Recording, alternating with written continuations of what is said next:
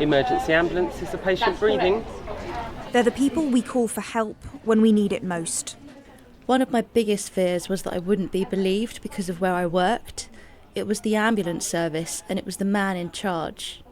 But after a year-long Sky News investigation into sexual misconduct by paramedics, another woman is ready to tell her story. Ellie was a control room operator who claims she was relentlessly harassed by a manager after he invited her on a conference.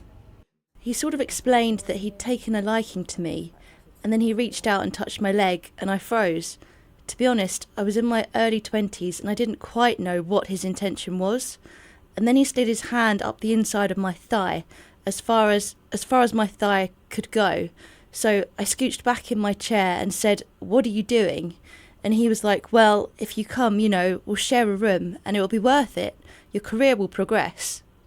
She rejected his offer, but he then started bombarding her with messages. They were photos of his private parts, and they were messages suggesting meeting in the car park, a whole manner of very descriptive sexual actions that he said he wanted to do with me. She showed the messages to HR, but claims they suggested moving her to another office, so she eventually quit. It was sexual harassment, and they didn't do anything. There was no investigation, nothing. It was move me. I was the problem. And he's still there in the ambulance service today? Yeah. How does that make you feel? Sick, actually.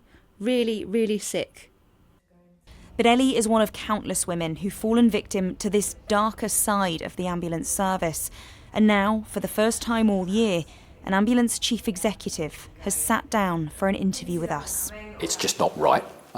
We shouldn't have anyone having to leave their workplace because they don't feel safe or because they've been subject to inappropriate behaviour in the workplace.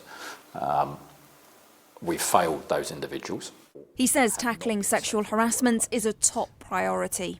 I'm determined, as the chair of ACE, to continue the work that's already been started to make all of our workplaces safe for all of our people. We have seen more cases, historical cases, come forward.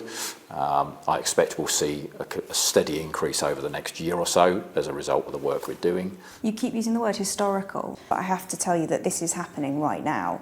You have female paramedics right now being assaulted or harassed. Do you want to see more people being rooted out, being kicked out of the service? I do.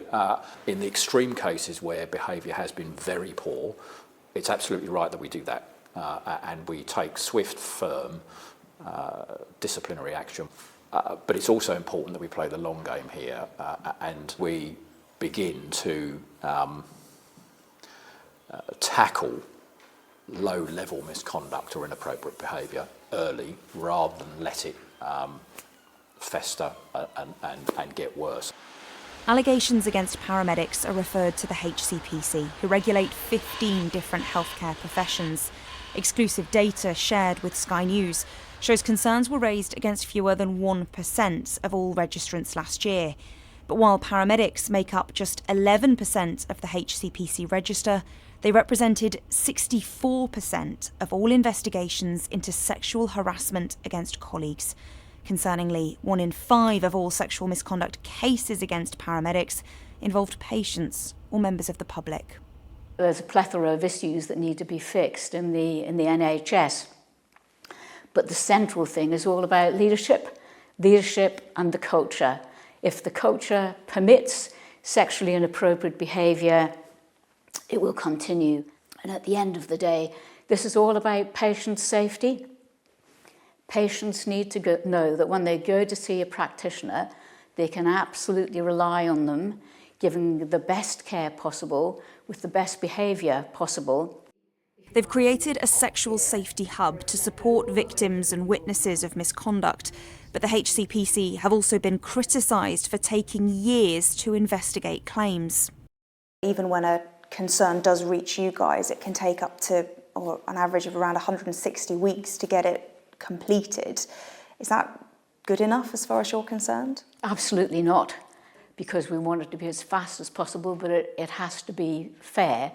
And I think it's important to realise that this isn't all down to the HCPC. There are ways in which we could operate more nimbly if we had some legislative reform. So I hope that we get it fairly soon for everyone's sake. This is the ambulance I was in. But for Lucy, her place of safety became a crime scene. I was strapped down, lying here.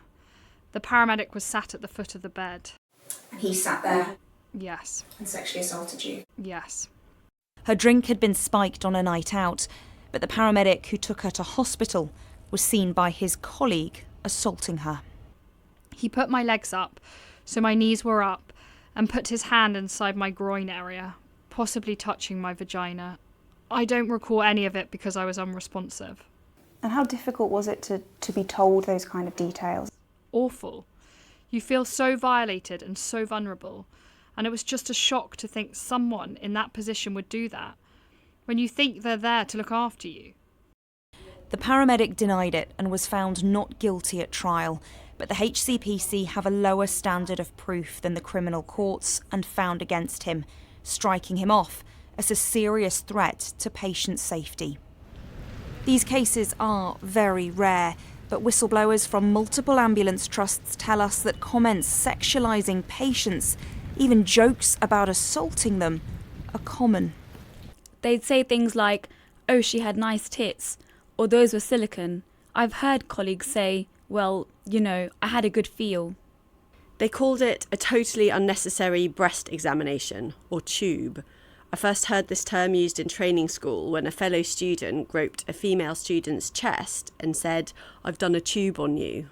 They call it jazz hands, like they're making a mockery that certain staff have probably groped or touched patients inappropriately. Lucy says action has to be taken. It's disgusting, so disrespectful to women. Would you feel safe to be in the back of an ambulance today? No.